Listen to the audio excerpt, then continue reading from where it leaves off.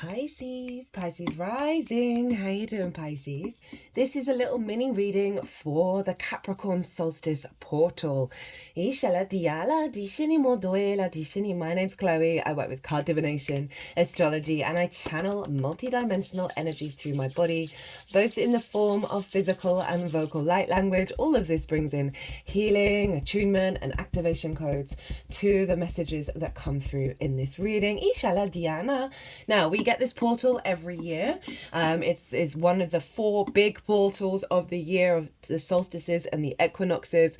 And I'm going to be breaking down the astrology for my lovely Pisces risings, because I read for the rising signs. But for those of you who have Pisces elsewhere in your chart, look to the house that it's in, look to the themes of that house, and you want to apply those themes along with all the other meaning you've got going on in the sign of Pisces, because it will be as if that Pisces energy has now energetically moved to the first house.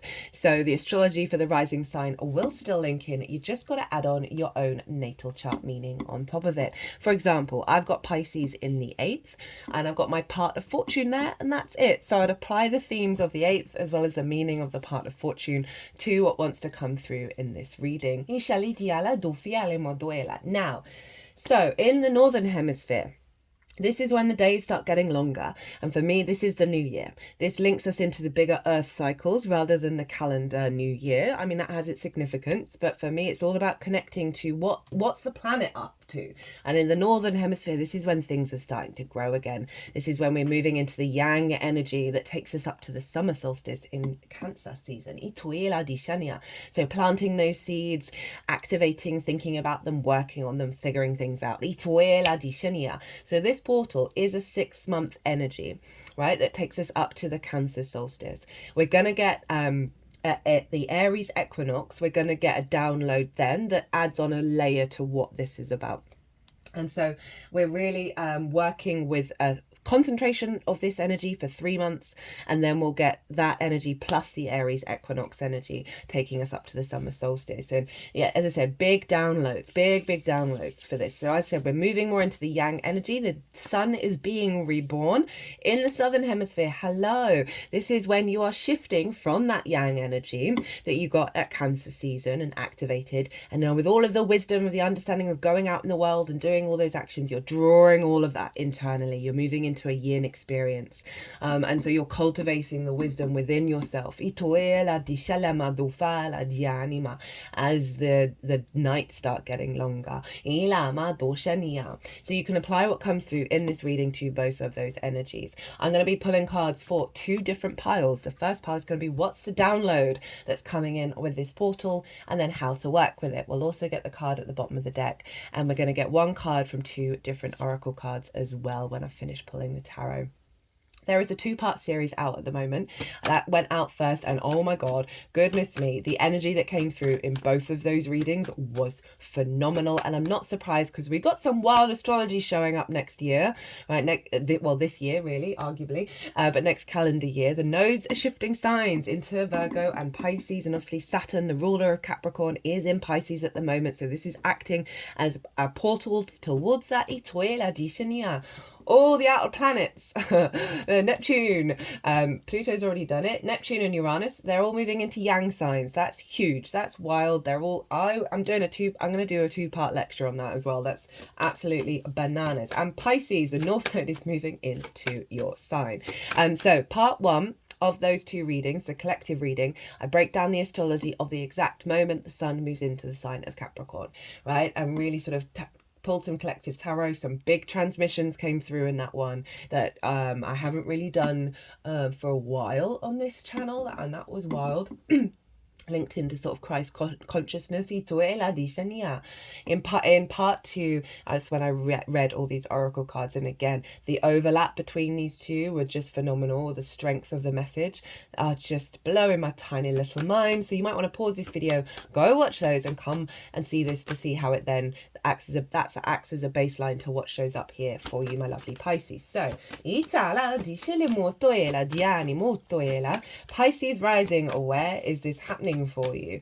Well, this is in your 11th house of hopes and dreams. Oh, I forgot to mention, or I maybe already said it, at the time of this recording, the ascendant is in Pisces. And so we're really tapping into that Pisces energy. So Capricorn for you is in your 11th house, the house of good spirits, hopes and dreams, friends, groups and alliances, and reaping the benefits from your 10th house. So every year you have a massive download, a massive portal download into this house of good spirits, right? So really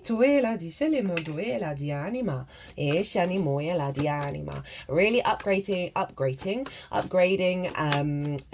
You might be grating away.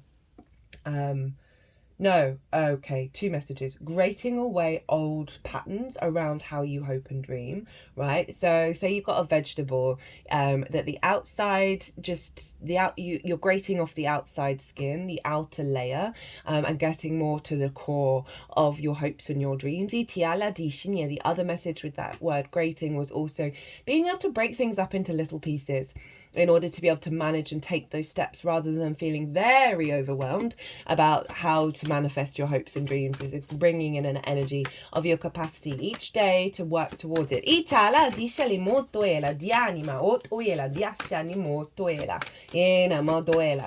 big download around elevating your long-term hopes and dreams and your capacity to have the vision and clarity to take action towards it, because wherever the sun is highlights the vision that we have, the purpose, our focus, right? How we see clearly. Friends, groups and alliances. This also can link into soul family as well as sort of collective thinking as well, group think. Having a clearer vision of what it is that you need from your communities, from your environment. This could be about calling in soul family, of elevating how you show up and how you express yourself in those groups. There may be something around collaborating with bigger groups that's part of your hopes and dreams. More like a project or something.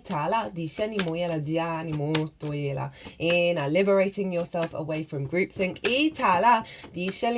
And that is a very relevant transmission connected to part 1 and part 2 of this portal. Reaping the benefits from your 10th house, your life purpose, your career.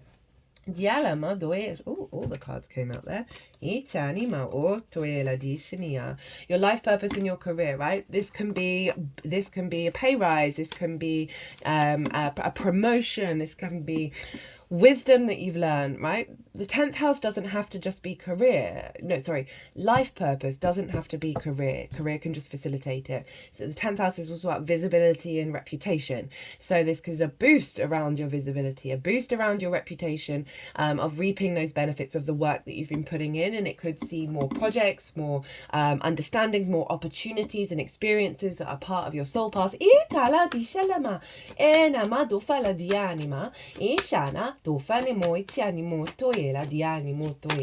Again, getting you out of sort of limiting beliefs around reciprocity. I find reciprocity is a key word with that 11th house, because so often we don't think, oh, there we go. Just realised I was kept shuffling for the bottom of the deck card, but the card that's there was winking at me when I was shuffling before. And here it is. Reciprocity, right? If we genuinely don't believe in our own value, right, we struggle to be able to receive. So there's a real activation around that, of your capacity to step into a new frequency that's seeing more reciprocity. Oh, you got a bonus card from one of the oracle decks. There you go, receiving more than you think you should. Oh,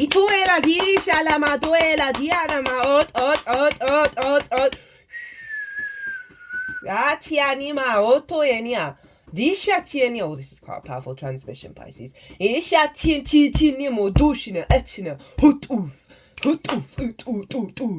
They were doing work from the heart down to the solar plexus, sacral chakra and root. So again, those sort of core wounds that we have.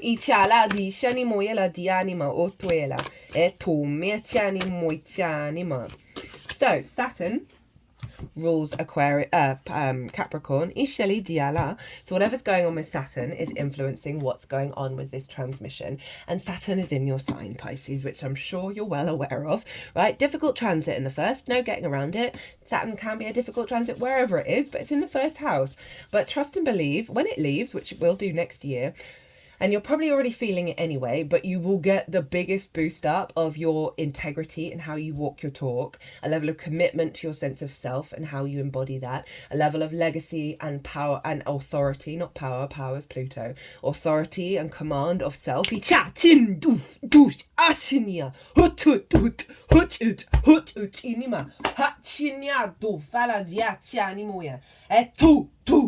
Oh, interesting. Ascendant's just on Neptune right now. A dissolving of a dissolving of old realities that's happening right now. This midheaven is a couple of minutes away before conjuncting the sun in Capricorn. You know, a real embodiment of the truth of yourself, right? Neptune is our connection to source, right? And that the unconditional love. Whoa, Pisces. Okay, so Saturn over in your house, right? Is wanting you to walk your talk, is wanting you to be responsible and integral and committed to your own legacy. And it is influencing how you hope and dream. And Saturn is about long-term building. It's a 30-year cycle. It's about strengthening foundations and being able to, and due diligence and being able to put in the work. So there's a real strength of energy coming through of you, you know, through your embodiment, how you take action and also how you understand yourself, right? And how you perceive yourself and how others perceive you is getting into an alignment with this upgrade around your hopes and your dreams, around how you are seen and how you be in bigger groups. This could be linked into sort of, as I say, like work energy or just friends, whatever it is, that terms of there's a sense of command that you're bringing to the table.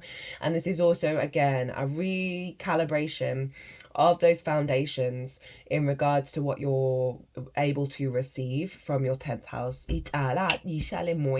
Now, at the exact moment that the sun moved into Capricorn, the moon was over in Virgo opposite Saturn exactly by degree, over in the 7th house, the house of the other, right? One-on-one relationships, important relationships in your life.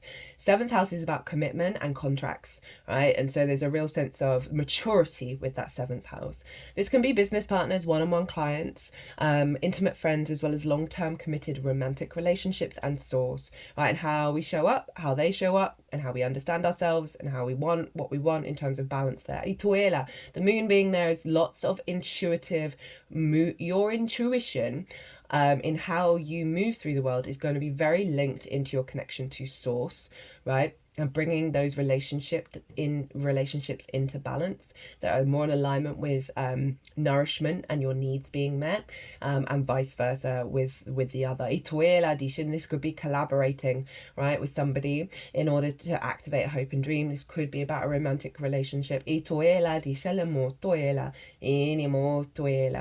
going to have also, okay, this is what I'm going. I've got my moon in the 7th. I'm very intuitively aligned with when I'm one-on-one with someone about what's going on, right? And what's underlying things and how to facilitate their needs. And so this could be tied into your work, right? Of this being a really easy access point for you over the next 6 months, that's strengthening how you work with clients, that is activating more resources coming through from the work that you're doing on your life path. This also could be you bringing your heightened level of intuition and intimacy into groups, right? And really being able to bring that personal level to groups. This could be very much building with the other.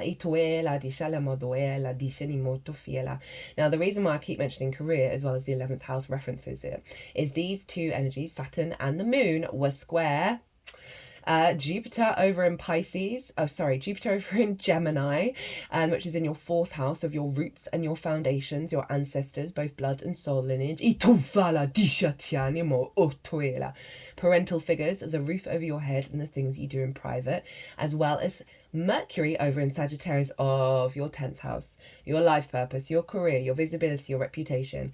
This is quite phenomenal. This is forming a grand mutable cross, and all of this is influencing what's being activated over in the cardinal energy of Capricorn, right? Of really bringing into balance healthier relationships with your root system, with your ancestors, healing wounds there. That is elevate a deeper wisdom, a deeper perspective in your home life, in your root system, that's allowing you to collect the ideas, the downloads, the synchronicities of where to go next on your life path, of being able to understand your career, your life path in a higher level. This could be a lot of people, good publicity, people talking about you in terms of what it is that you're doing, more reciprocity of the information that you're sharing with bigger groups. So you've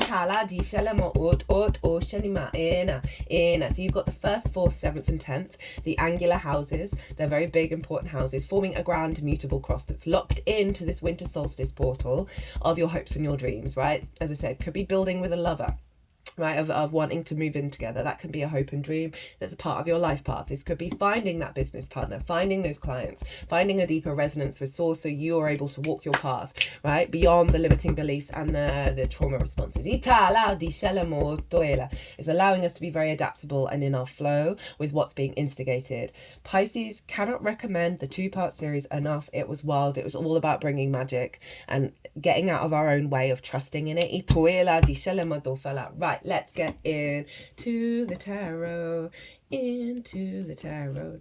Tarot. Got the 2 of Cups, the Strength card, and the Knight of Wands. So, union with self, right? On a personal level, on an inner level.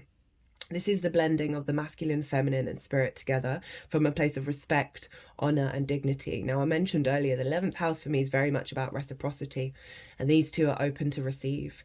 They're equal height. There's a real sense of openness and a feedback loop between these two that's leading to a deep healing and kundalini awakening. You remember, you got that bonus card and the energy's really liked when I said, like, this is allowing you to receive more from a place of respect of self, right? Saturn over in your 1st house. I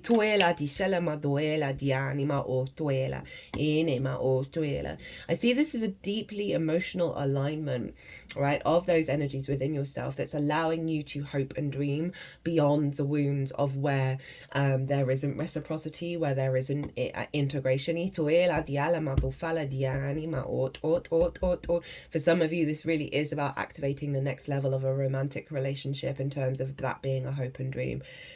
Again, with the reciprocity and the sense of respect in terms of groups, friends, groups, and alliances, soul, family. There's something really strong here about deep healing that you're able, one, to bring to groups because of the power that you're embodying within yourself, as well as this sense of reciprocity between you and bigger groups, right?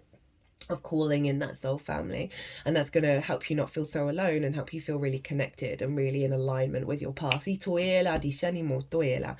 then have the Strength card. Hello, Leo, which is in your 6th house of work, of how you work, right? Being the adult in the room. And so there's something here about you being able to put this into practice, figuring things out, knowing what you need to do and where to put the work in to manifest those hopes and dreams. So that's the Leo energy, but let's just look at this card just in general. This is about your blending and reciprocity between your instincts and your higher self, right? They're being very vulnerable with each other. They're not trying to dominate one another. So there's a real sense of love and kindness coming through that's activating as a generator. Leo rules the heart. So this is really allowing your heart's energy, your higher self energy, blending with your instincts.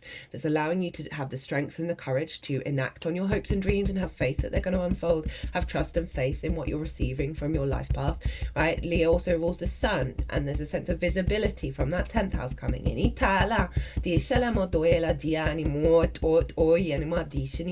Knight of Wands, taking it out on the road, Pisces. This is a Sagittarius card, and that is your career and your life path, right? This is your instincts, your passions, your drive, your motivation, your action, the embodiment of this. Knights like to go out and do lots of things.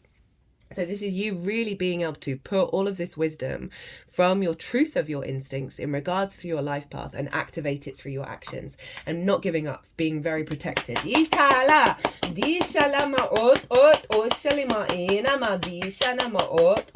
Right, how to work with it. We have the 4 of Cups, the 2 of Swords, and the Chariot card. So the 4 of Cups is comparison is the thief of joy, right? Looking out into the world and seeing everyone in alignment, in a healthy relationship, the hopes and dreams coming true.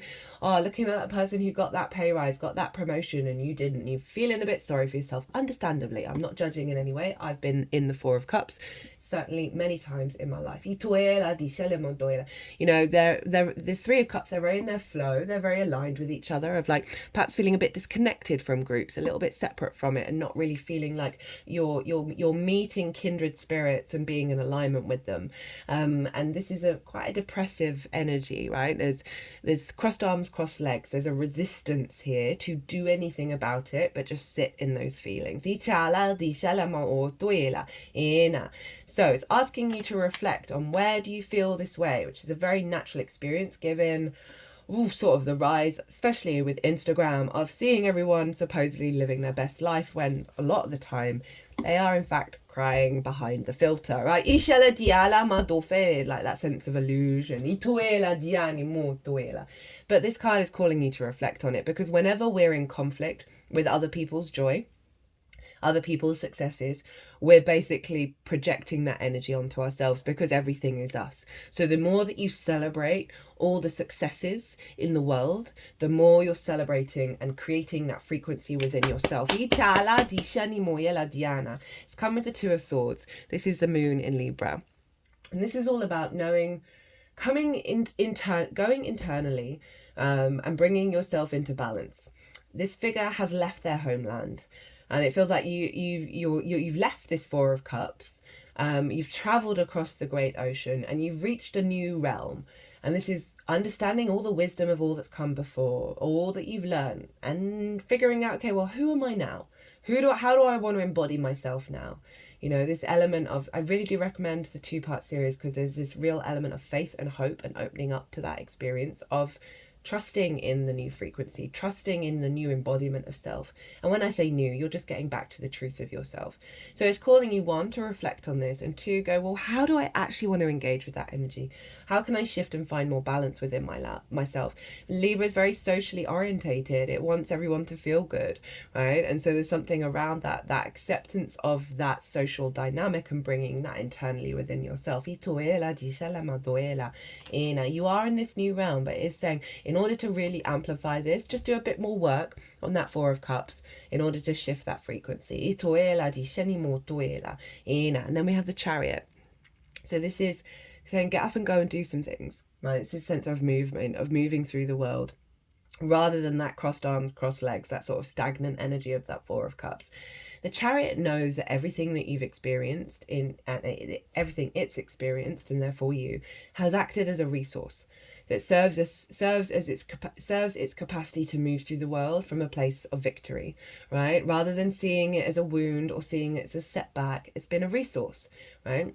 And this is not about trying to control what's going on, how it's unfolding, where it's all going. So getting out of that worry of, oh, I wanted this and I didn't get that, or how can I now achieve that because I'm feeling a bit sorry for myself, right? Because there are no reins. This figure isn't trying to control where it's going. It's being guided by the yin and the yang energy of these 2 sphinxes, which is very much shows up in the High Priestess as well, with the 2 pillars of the material and the spiritual realms working together. You are being guided. You want to bring this energy of this union within yourself, of the yin and the yang, right? And allow that sense of surrender, and then see where your intuitive energy takes you in terms of moving forwards. It's a victory card, because it's wanting you to focus, 1, on letting go of some wounds in the past, that's allowing and freeing up some energy around how things manifest. You have Cancer in the 5th house of your creation energy and your joy. It's obviously opposite Capricorn. So follow that joy, right? Rather than where there is no joy. Find and cultivate it. At the bottom of the deck, we've got Pluto, we've got the ancestors showing up, right? This is a sense of ascension energy that's underneath all of this. And these are the old versions of ourselves as they represent the dead. They also have the ancestors, past soul life energy. And so often we can have grievances that are stuck in our energetic field that haven't been untangled. And whenever this card comes up, it's like you've got a lot of angelic support that is letting you know this is the process that's going on, this untanglement of these old wounds, in order for these all to be raised up, right? And that energy be released and transformed and ascended. So again, ancestors, because it's Pluto, a lot of healing there, with Jupiter being in your 4th.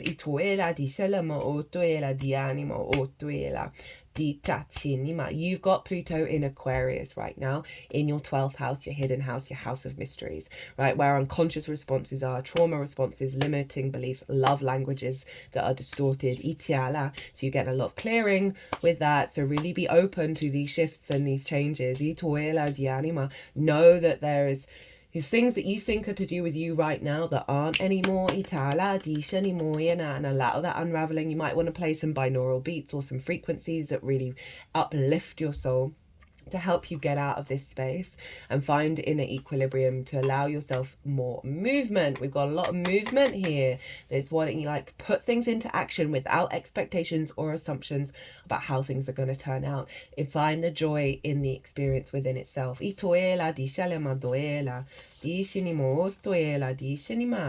Right, so we got 2 cards from Rainbow Brainskull. They've just put them in the order they would like me to read them. Intercession. I'm going to pause. I meant to look up this word because I don't know this word. Okay, the reason why I don't know what this word is because it's not a real word. I think it's interesting. I think we're going to go with interesting because when I put this word into Google, the first word that came up was interesting. So interesting, and how you know that's what you want exactly. Your childhood dreams may just be the dreams of a child. Don't let what you once wanted get in the way of what you may actually want now. Erase all past desires and tune in to what it is that you're actually seeking in this moment. So the wounds of the child, right? So we can have a lot of distortions there, because when we're a kid, we're very in unconscious mode, and so everything going on around us we take very personally, and those unconscious responses then become how we move through the world out as we grow, and they can be distorted in terms of what you're desiring and what you want, right, and what you're hoping and dreaming for based on those distortions. And I feel like this is clearing the inner child's wounds, not necessarily the desire of your childhood self, your true self, your soul self. And by clearing a lot of the decks here, right, think of that 4 of Cups around the externalization of your desire and what you want. This is about a recalibration internally, that's allowing that integration to happen, and for you to remember that Pluto energy in the 12th. We can have distorted love languages there that's been blocking you from being able to receive, right? Again, self-value, I talked about that. And moving past those wounds and allowing yourself to be open to receive by clearing the childhood wounds.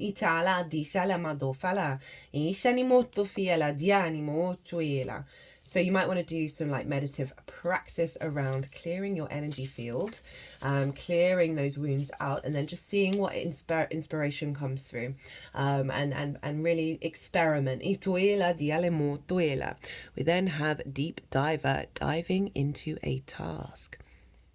Embracing risk, diving into a task, new discoveries. It's easy to play in the shadows where the waters are clear and you can see all that glitters by your feet. Anyone can venture here. There is little risk, nothing to discover, no dark secret, nothing that you can't already perceive. The treasure has long been picked away, replaced by a gentle certainty. In the shallow river is safety and no surprises. But that's not who's calling you now. The deep diver invites you to take the plunge with him. You can't see the bottom, but you must swim into the dark depths to find the mystery that eludes you now. He knows where the pearls lie underneath the ancient sands. You are called to look beyond the surface of things for your answer. Let your intuition propel you into the water, allowing your memories to swirl around you and your emotions to well up as you face the unknown. Your curiosity will be your greatest guide. You'll surely discover something wondrous to bring back to everyone who is waiting by the shore, but only you will truly know the value of your discovery. Are you willing to do the work? Dive in and make the commitment to see it through, and you'll be amazed. Yeah, so it really is. There's a core energy here. There's one helping you work through that wounds of the 2 of Cups, right, and the lack thereof. By default, because of that healing and that clearing, right, and finding a deeper knowing within yourself of what you're truly able to receive, that is going to be bringing up that pearl, that deeper wisdom that is beyond, you know, underneath all those unconscious responses is the magic of your soul. And it genuinely feels like that's a deep dive into that, right? Like that sense of the inner work that these cards are calling you to do, and then follow your emotional, intuitive action and put that into practice, having cleared that energy. But there is this element of faith and, as it said, curiosity. Jupiter's in your fourth, of your roots and your foundations. Jupiter in Gemini is all about the higher wisdom that we gain from being curious. Final card. You get to control so many atoms. You are an insanely complex being. You might as well be a galaxy. Don't focus on what you have no control over. Be grateful for what you do have control over. Countless miraculous cells all vibrating in unity. And I feel like that's a real sense of letting go of those wounds and finding the embodiment in this moment, and the capacity to heal yourself and create from that higher frequency of the resonance of your energetic field with your physical vessel. So you can't, well, I mean, you can, but you've got to go through these stages. You can't control what's going on in other people's lives. And I'm not saying go and control everyone's life, but in terms of, like, you can't control you not getting those things. But it's more this, we're talking about this Four of Cups, of the externalization. Look to yourself, see how you can control and harness the power of your own frequency, of your own reality, and create your own rules and your own structures that aren't about the externalization of what could have happened and what hasn't happened and what may happen. Get a bit delusional in the best possible way, and figure out, okay, what rules of the game would you apply to your life if you could control things, right? Because it's trying to get you into this sense of ownership. Right, Pisces, I'm going to leave it there. I hope you enjoyed this reading. I hope it resonated. If it did, hit that like button. It brings me a lot of joy. Tell me about what's been going on for you over this Capricorn solstice portal. I would love to hear from you. If you want a personal reading based on the Mars retrograde, there is 50% off. Email me directly to take me up on that offer. If you want a personal reading in general, perhaps about the nodal shift into your sign and that of Virgo in the new year, my website is everywhere. If you want to pay by PayPal, again, email me directly for a personal reading. Doesn't have to be about that, can be about anything. But other than that, Pisces, be good to yourselves, be good to those around you, safe travels, and be well until we meet again.